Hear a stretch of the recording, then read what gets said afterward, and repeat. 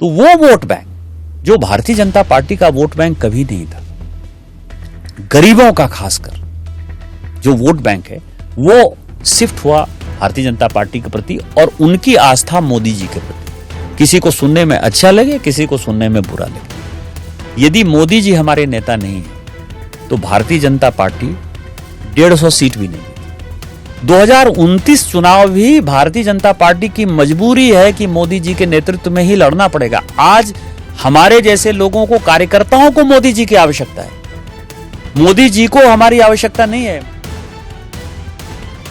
मेरे को ये समझ नहीं आया कि आपने क्या बोलना चाहते थे। अगर आप कॉन्टेक्स्ट समझाएं कि दिल्ली में जगह खाली नहीं है, ये सवाल ही कहाँ उठ रहा है और ये सवाल क्यों उठ रहा है?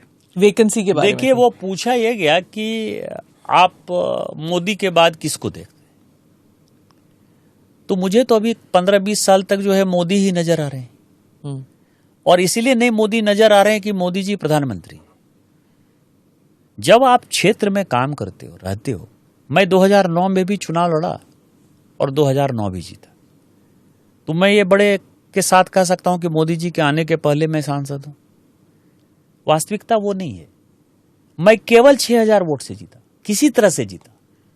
मुझे 1,90,000 वोट आया, दूसरे को 1,84,000 वोट आया, तीसरे को 1,72,000 वोट आया, चौथे को 80,000 वोट आया और मैं लगभग 6 की 6 विधानसभा हार गया। कहीं किसी से हारा, कहीं किसी से हारा। ये मतलब बड़ा, मैं आपको बताऊं कि उदाहरण है कैसे जीता जाता है चुनाव।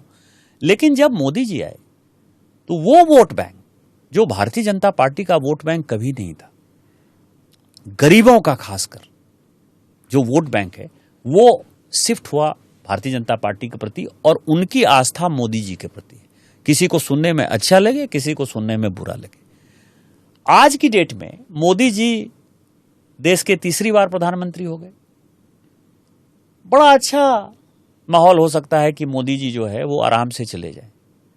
जिस दिन मोदी जी चले गए, मेरी बात लिख लीजिए और इसको जब कभी भी होगा चलाइएगा, ये 20 साल चलता रहेगा। यदि मोदी जी हमारे नेता नहीं है तो भारतीय जनता पार्टी 150 सीट भी नहीं जीत रही। 2029 चुनाव भी भारतीय जनता पार्टी की मजबूरी है कि मोदी जी के नेतृत्व में ही लड़ना पड़ेगा। आज हमारे जैसे लोगों को, कार्यकर्ताओं को मोदी जी की आवश्यकता है, मोदी जी को हमारी आवश्यकता नहीं है। मोदी जी का तो अपना जीवन हो गया, वो उनका तो जीवन भर वो पूर्व प्रधानमंत्री के नाते जितनी व्यवस्थाएं हैं उनकी चलती रहेंगी। इसके लिए थोड़े वो सत्ता में आए हैं। 2047 का यदि विकसित भारत बनाना है तो आपको मोदी जी को, जब तक उनका शरीर साथ देता है, और इस देश में हुआ है 82 साल में जो है मोरारजी भाई जो है देश के प्रधानमंत्री बने। तो इस तरह का, और किसी के मन में सोच कैसे। और उसी में फिर मैंने कहा कि 2017 का चुनाव जब हम लड़े तो 2017 में उत्तर प्रदेश में कोई फेस नहीं था। फैक्ट तो यही है।